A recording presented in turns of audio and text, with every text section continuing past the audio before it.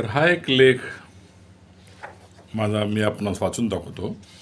ह्याचं नाव आहे चेहरा एक अभ्यास. चेहरा एक अभ्यास. काही दिवसाखाली एकदम दुसऱ्याला काहीतरी सांगत होता. ते मी ऐकले आणि मला खूप नवल वाटले. तो म्हणाला होता त्याला की माणसाचा चेहरा बघून मी त्याचे वय सांगतो. असं तो मित्र त्याला म्हणाला होता की मी माणसाचा चेहरा बघून त्याचे वय सांगू शकतो. तर मी त्याचं बोलणं ऐकून, त्या दोघांचं बोलणं ऐकून मी पुढे गेलो आणि मी विचार करू लागलो, हे शक्य आहे का? चेहरा बघून वय कसं सांगता येईल? अर्थात त्यातही निरीक्षण शक्ती असेल, चेहऱ्यावरचे भाव भावना बघून अनुमान करता येत असेल. काही जणांचा चेहरा नेहमी गंभीर, चिंताग्रस्त, ओढलेला, टेन्शन असलेला असा असतो.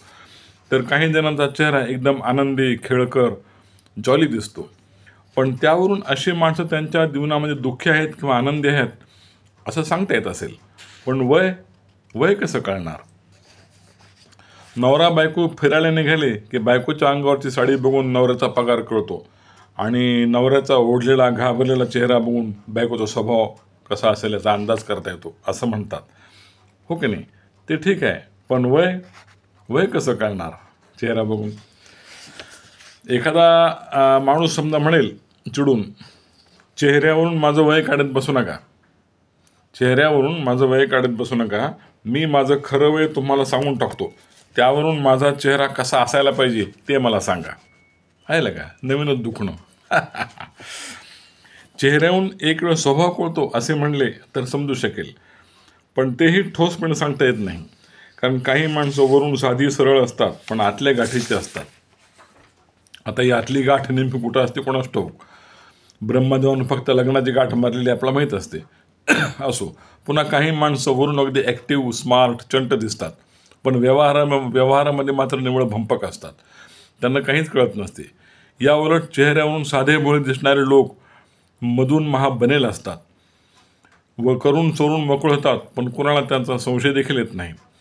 काही लोक तर चेहऱ्यावरून इतके निर्विकार दिसतात की त्यांच्याकडे पाहून काहीच अंदाज करता येत नाही. भूकंप हो की प्रलय हो, हे आपले ढिम्म. एक नाही, दोन नाही, अशा प्रकारचे अनेक संशयास्पद चेहरे आपण रोज पाहतो. पण त्यावरून स्वभावाचा थोडाफार अंदाज बांधता येईल, पण वयाचा मुळीच नाही. काही माणसं अगदी निर्धावली असतात. कसलेही आघात सोसण्याची किंवा कोणत्याही प्रसंगाला तोंड देण्याची त्यांची मानसिक तयारी असते. काही लोक हे बेअक्ली आणि निर्लज्ज असतात. म्हणजे त्यांना अक्कलही नसते आणि लाजही नसते. बेशर्माच्या झाडासारखे असतात. कितीही कापले तरी पुन्हा उगवणार. ती एक म्हण आहे ना, तुम तो इतने बेशर्म हो की शर्म भी तुमसे शर्माती है. याहून काय तो ओळखून घ्या.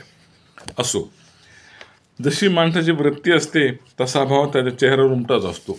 यालाच फेस रिडिंग असं म्हणत असतील. स्वभावाला वयाची अट नसते.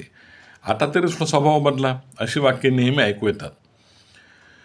कोणी जर ठरवलेच की एखाद्याचा चेहरा बघून बरोबर वय सांगतो तर प्रयोग करायला हरकत नाही.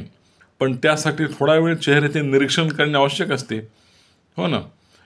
आता पुरुषाचं वय सांगता येईल, पण बायकांचं वय कळत नाही खरंच. कारण बायका आपलं खरं वय कधीच सांगत नाहीत.